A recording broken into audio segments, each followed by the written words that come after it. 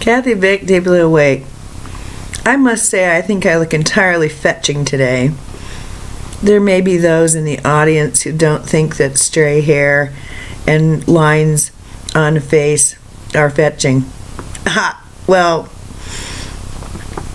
okay, but I think that I am very, very attractive at the moment. Ooh. And that, right there, what I just said, is what it's all about today. Interesting to begin that way, yes? So I'm at the sink, preparing my cone, and I didn't brush my hair. And I realize it really is time to set a New Year's intention, a resolution. I had been thinking about it the last few days. And at the sink, I understand this is to be a monadic year. It's a 1. It's about the monad. I'm thinking to myself, okay, well, what does that mean? I guess I'll have to look up monad. All right, so I haven't done that yet. But I just want to explain it. First of all, you know, it should be abundantly clear by now, shouldn't it? I think it should. That I have had nearly psychotic level critics in my reality, okay? Really, really fucking irrational, unreasonable, really, really punitive and unloving critics who have done dastardly things. And you're just going to have to trust me on this to shut me up. And then I just followed along. I followed the script. And I found people to do the very same thing to me. I did. Because this is what made sense. It felt good to fight against that. Hey, I am worthy. Hey, But, you know, I folded into myself. I began to believe the critics. Maybe my orientation of just, you know, needing to love, needing to understand, needing to bring peace was simply about that. About me at 6, at 13, at 21, at 32, at 42, 54, turning, facing my critics, and saying, you know, there's no reason for me to be listening to you. You're not my authority. Look at you. Look at how you behave. Why would you think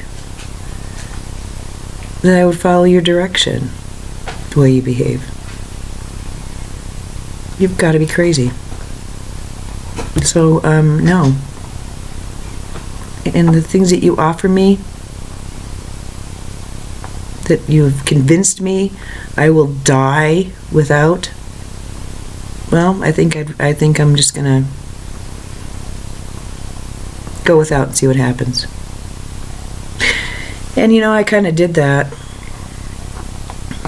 because now what I'm realizing, this is what the resolution's about. There's a split in my personality, in my living. Sure, I can be giving, but if I'm doing it resentfully or doing it with the intention of fixing the other, that's not loving. I realized that yesterday. It came home to me because I'm in the middle of a great conflict, and I've made some decisions, and I didn't share my decisions, and that was a weird experience for me, because I usually am very open with what's going on in my reality, and I knew it wasn't appropriate. I knew I had to be silent and withhold truth. And I was doing so out of love. I was doing so, and by doing so, I was being loving. And I found peace in that. It was a very unusual experience for me, because I've always believed that it's an act of cruelty to withhold truth. And yesterday I realized actually can be an act of kindness and love, but it is an act of manipulation. And therefore, an act of power over. And if I'm doing that, it better be with a heart and soul of compassion. And so it came to pass that I gazed upon the situation, and it wasn't an intellectual excursion into theory. I sat there and was in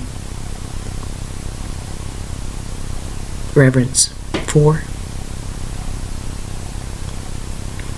and sort of a heart melting love for what was going on around me. And I realized, really, really, really clearly that what I had seen as completely unacceptable and grotesque, and enough for me to flee.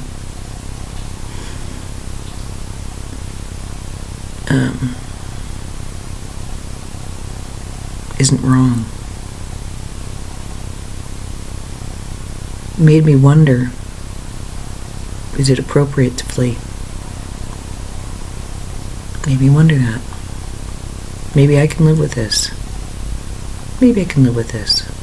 Maybe I can keep going.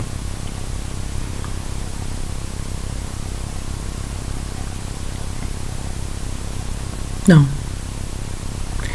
Because this is a time no longer for sacrificing.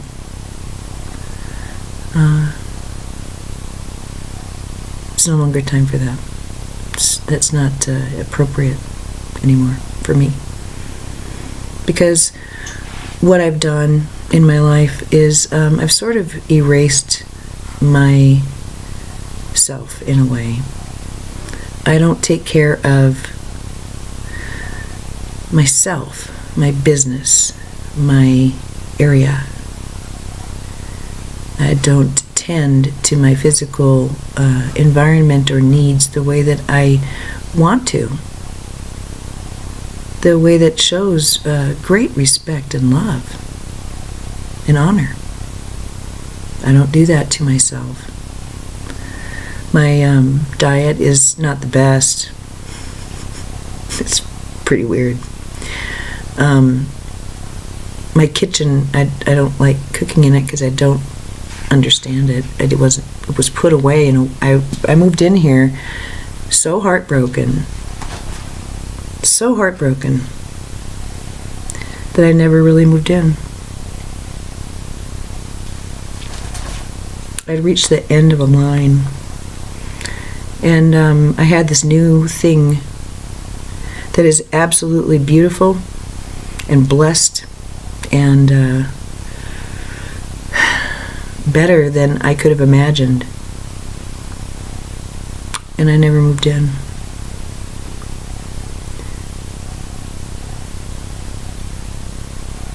Never moved in.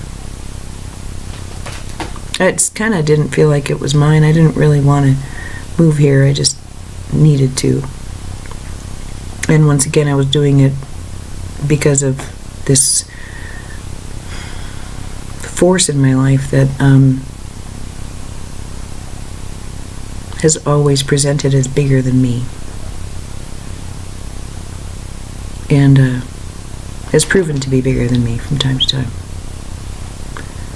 And out of a sense of resistance and out of a sense of soul fatigue and despondence, I sort of gave up. So I didn't move into my kitchen. I didn't commit to my bedroom. I haven't put stuff on the walls. And so I kind of realized I was grieving a lack of intimacy and a lack of connection and a sense of deep soul distrust because I didn't know how to make it happen. And I just wasn't happy. So, yeah, I functioned and I did a lot of really great things and I had relationships and friendships and everything. But I can see I just haven't committed to myself. But further, I see the arguing.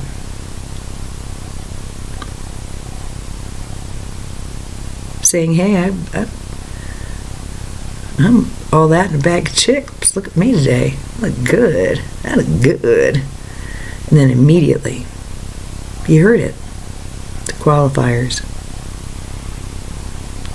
And that is something that I've become more and more aware of. And appreciate is sort of a cornerstone of this work. And that's why I think that Deeply Awake is nearly done, because I have talked to you about this swirl I see of black and white and of faces smiling as they are hurling and bellowing complaints and insults and demands at each other. Around and around and around and around we go. And I can see that that's pretty much what I've been all about. Why don't they love me? Why don't I love them? Why are they mean to me? Why did I just say that to them? Oh my God. Holy shit. It's tiresome. But truly, because I believe that life is purposeful and that the purpose of suffering is to stop suffering. I'm at the sink and I hear, well, this is a monadic year. This is the year of coming home. This is the year of owning it, doing it, translating it. If I'm not of the orientation of, why don't you like me? Or why don't I like you? I want to know what kind of ascension work's going to get done. So I think that, as I explained, getting to the place where we can discuss not only the airy-fairy, hold on, the airy-fairy, this is what God is, this is what God isn't, okay? That's important. This is what cultural programming is, this is what cultural programming isn't. Well, all right, we got to start somewhere, right? But then what? Hold on. Ugh. Then what?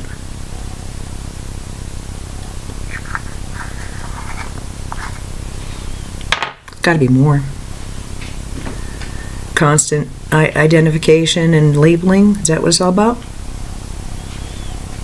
Sorting out, oh, yeah, that's me. No, that's not me. All right, well, that's a big deal. That's important. It's sainted work, and it's fine.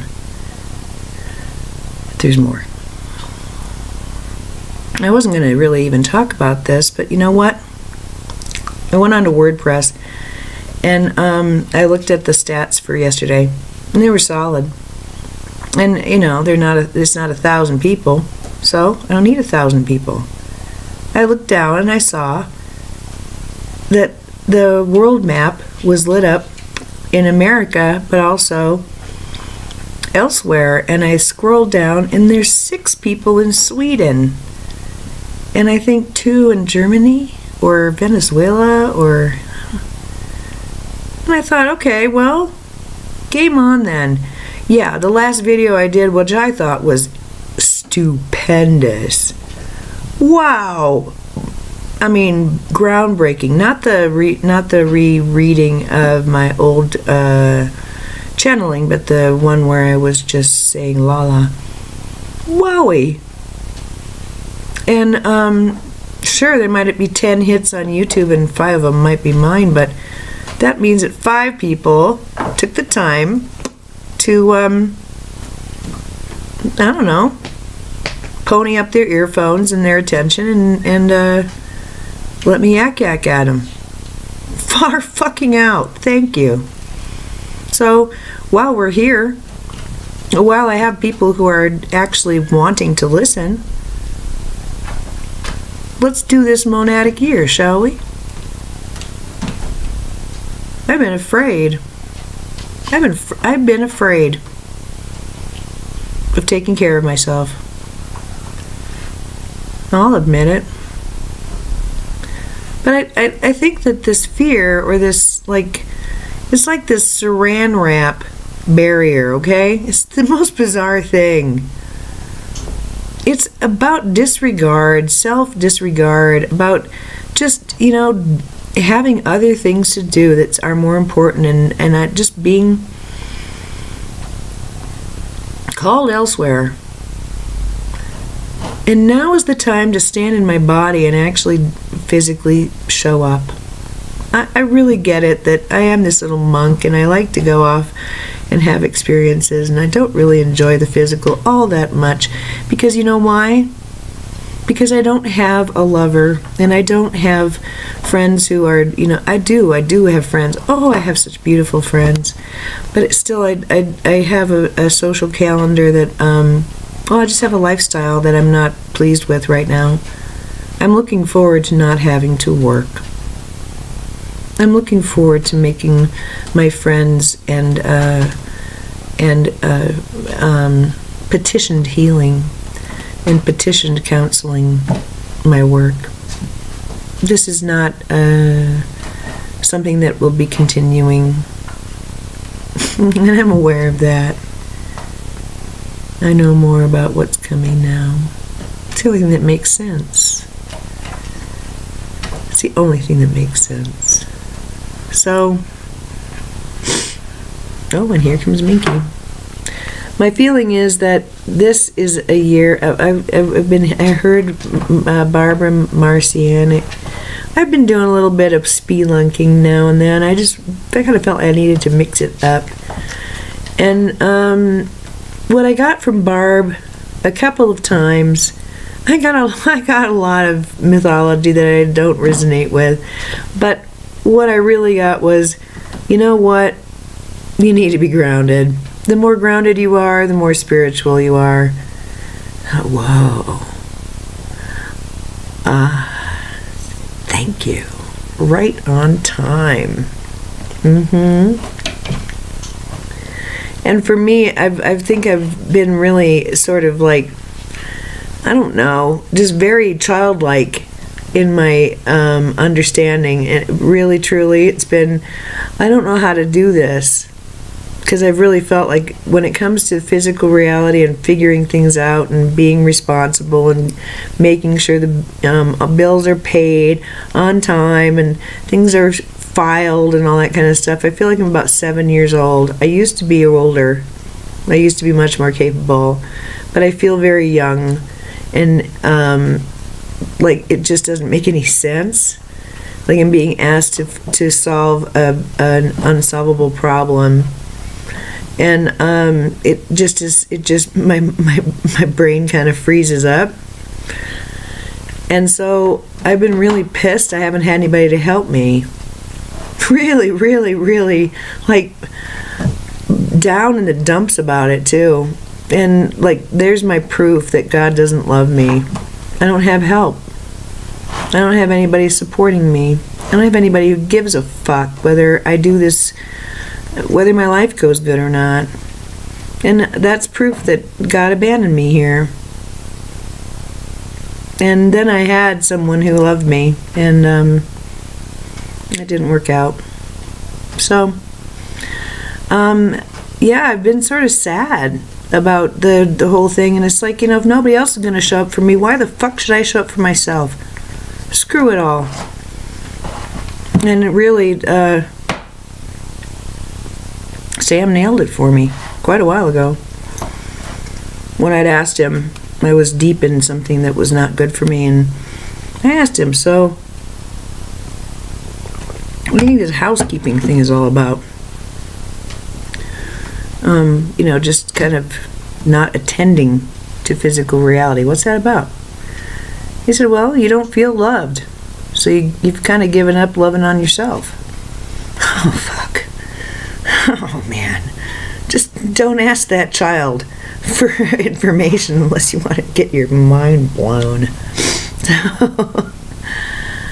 So I think it's time now that I've pretty much figured out the loved thing. Yeah, I'm fetching. Yeah, I'm lovable. Yeah, I am the bomb. Holy Mother of God. I'm an awesome friend. I'm a stupendous lover. And I'm a great date. And the only person who I think hasn't been convinced of that is me. And now that I know that, why don't I just walk around knowing that? And not only that, but, it's like, as they said that to me first thing in bed today, something about context. When I'm not feeling, like invited. I'm really excited about seeing somebody, and it's like, yeah, well, I'll see you there, I guess. That kind of thing. Honey, that's about context. Context. You're not in context. It's got nothing to do with them. It's got nothing to do with you. It's got to do with context. Find your context. So, I like that. My New Year's resolution, that this is a monadic year. This is the year I start taking care of myself. Not to prove to you that I respect myself. Not to prove to anyone that I'm somehow valid as a human being. Not to show the critics that they were right all along, which is one of the reasons I have been sitting on my hands. Fine, you think I'm a loser? I'm certainly not going to fix this mess. That somehow, vindicates their thoughts about me and proves to them that they were right. So screw you. I think I'll live in this mess a little while longer. Thank you very much. Ooh, that's a mindfuck deluxe, isn't it? Yeah. So I think ascension, let's do it. Let's boil it down, baby.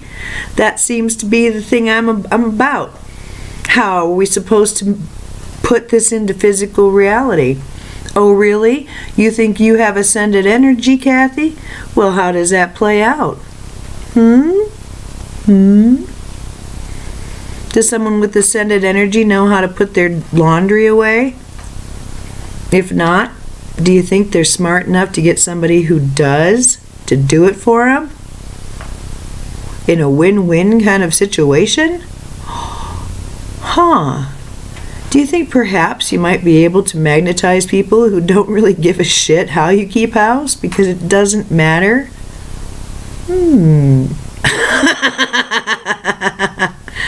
So, what I'm trying to get across is I really do see the sense of seeing this engine of service to self, which I have been all about. Come to me with your suffering. I will explain it to you and tell you how to get rid of it. No, it's not just book learning. I did it myself. Let me show you how. Well, I think that's really groovy, actually. But if the context within which I operate from here on out is that of suffering and alleviating and ameliorating suffering, well, no. No. No. What's my context? I'll tell you what my context is. You won't believe it. I've always known it. I haven't believed what I've been seeing. This fucking isn't my context. This isn't where I belong. As I look up and see the dimly lit green corridors of hospitals and nursing homes and psychiatric asylums. My context is with people who are literary. There are people who can instantly recognize that I have a sharp mind and a wit that's kind of uncanny. Those who can see the creativity that's bursting out of me, and they have the ability to harness it in a way where everybody wins. My context is with people who understand that they are responsible for their own health, mental, physical, spiritual, that they are the ones who are responsible, and they're just getting some help. That is not what I encounter in medicine. I encounter victims in medicine.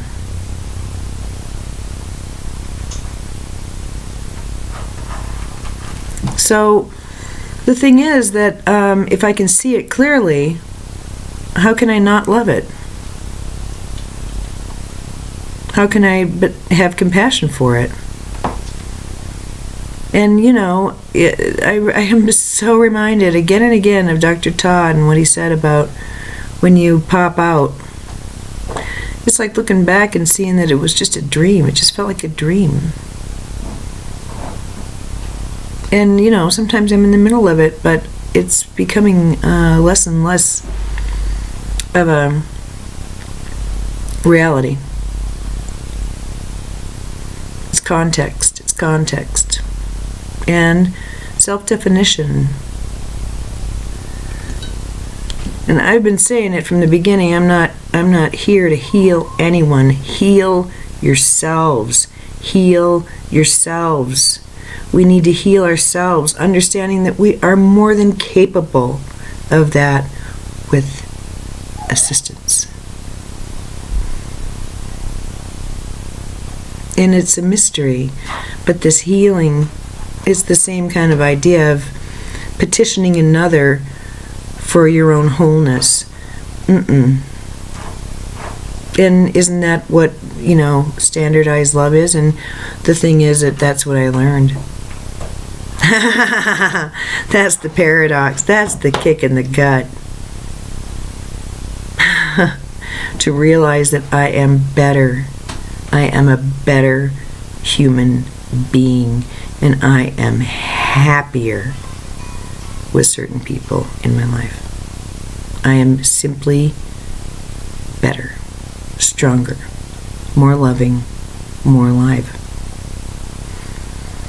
And when they're gone, my life is diminished. I noticed that when my friend Jeffrey died. My mom had died I don't know, and it hadn't been that long since she died. when I got word of Jeffrey's death. And that's when I realized it. I should have realized it when my mom died, but I didn't. It was when Jeff died. When certain people die, your daily life changes. And it's kind of for the worst until you fix it up. Because what they offered you was something that made you feel better and made you better. And it's then that I realized, that's friendship is a gift from God. It is a gift, and that's why it needs to be tended to and honored and made a priority. And so this is also a year where I see that there are people in my life who have been so very loving to me, so generous, so kind, and unceasingly willing to reach out. And I have not been entirely warm or seeking out in return. It's felt kind of weird. And so I want to, 31. I want to end with a story that I was given by a friend who we had a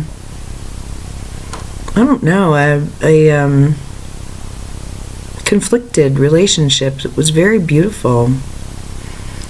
And it ended, and it hasn't ended. It's one thing I want to mention.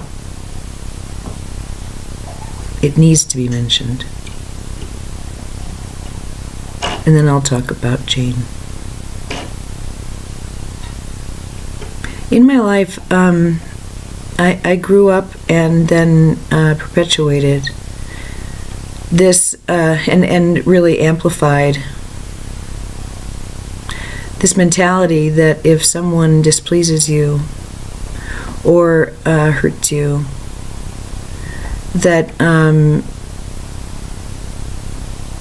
that you can cut them out of your lives and never see them again.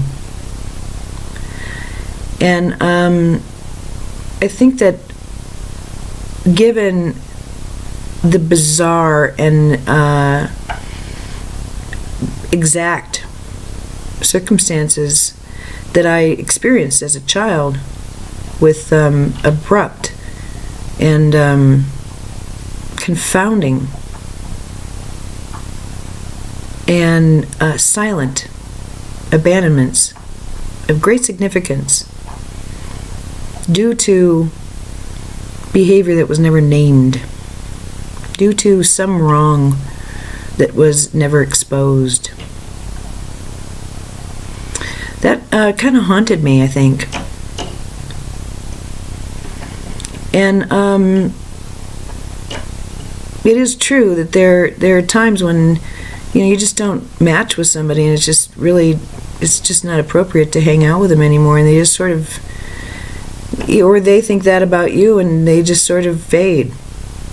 It's like a fade. That's fine. I'm not talking about that. I'm talking about, that's all I will be doing with you. We are done. And shutting and slamming and locking a door.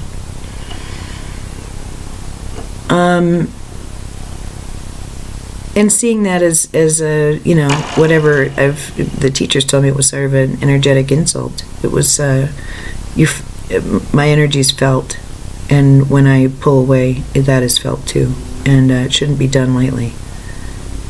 It's not nice. And so that's kind of my orientation. And so I've been seeing this, though, and I see that as part of this whole duality thing. You've hurt me so much I can't stand it anymore, or this is beyond acceptable. That's it. And just the terminations And I think maybe that's also one of those ways. There's a fade, and then there's a termination, and maybe they're the same thing. Maybe it's just a, moving on. But I don't know. I just there's a part of me that has always been really pretty cutthroat, and just I reach a limit, and they're just not, and it's not honest to God. It's not even entirely volitional. It's like my whole being goes up, and I hit a repellent thing, and I can't go forward. Just can't go forward.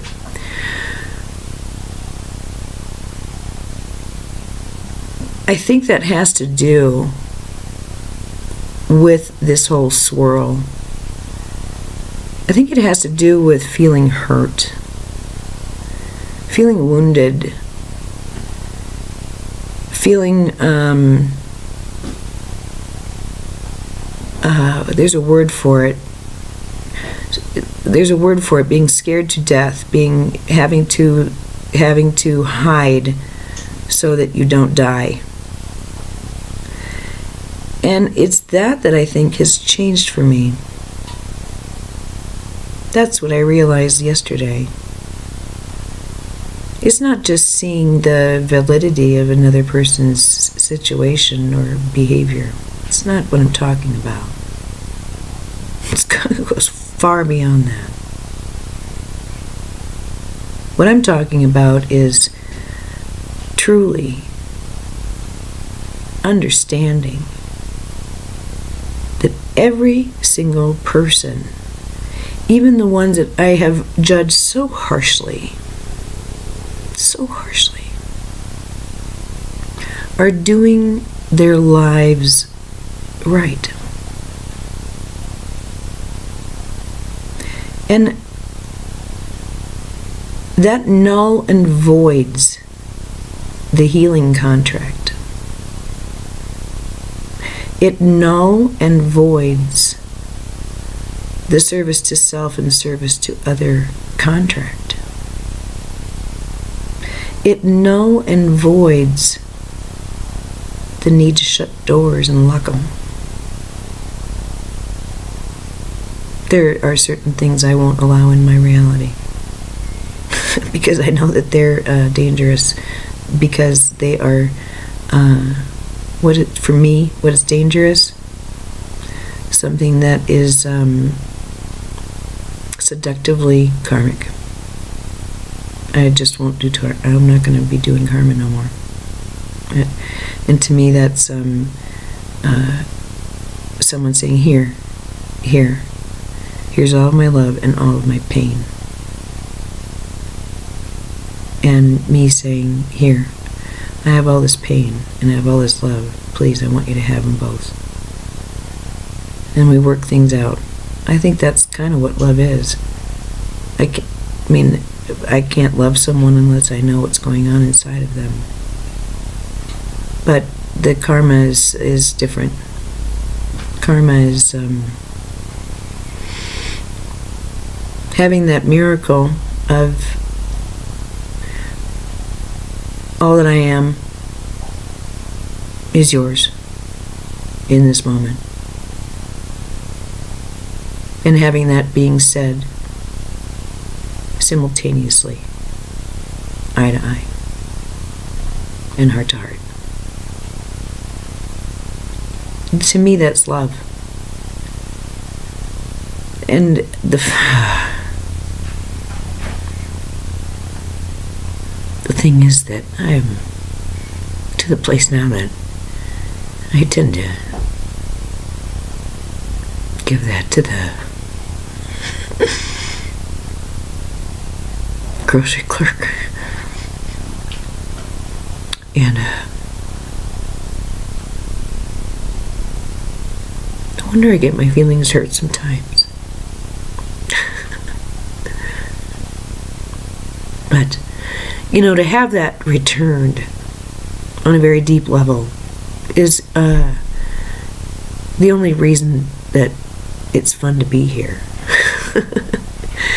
So, and you can get little hits of that from the grocery clerk. And you can get big hits from friends. And, of course, the mother lode is when you're naked and in bed with someone and being intimate physically. So why wouldn't I want that, right? I'm a pleasure seeker. But it goes far beyond, I need you to behave this way. God damn it, I need you to put the eggs where they belong. Alrighty then. Whatever, you motherfucker. Really? That's what you're at today? And sometimes that's where I'm at. God damn it. Why can't you put the keys where they belong? Oh, super great. So, it's a matter of being able to own all of it, I guess. And being okay when people can't, hand me their heart in pain. All right. I guess that's why I don't like it here very much, because everybody stays on the surface. Nobody wants to admit that they hurt sometimes and that they get scared and they don't know what the fuck they're doing and how deeply they love and all that stuff. It's just sad to me that people don't feel that the surface is just really just dandy. Thank you very much. And so yeah, I mean, that's kind of why I don't ever really feel like I belong. And what does that got to do with? It has to do with fucking context.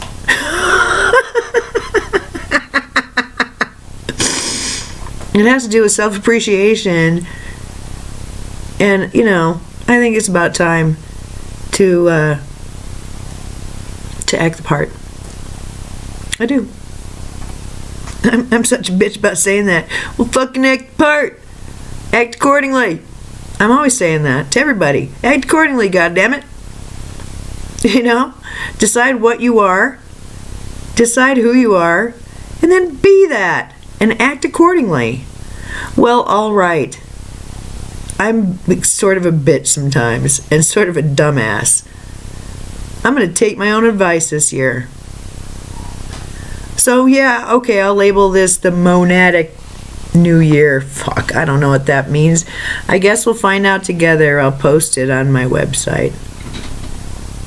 I have no idea what it means, the monad. I need to focus on the monad. But I do know I'm not going to argue anymore in my head.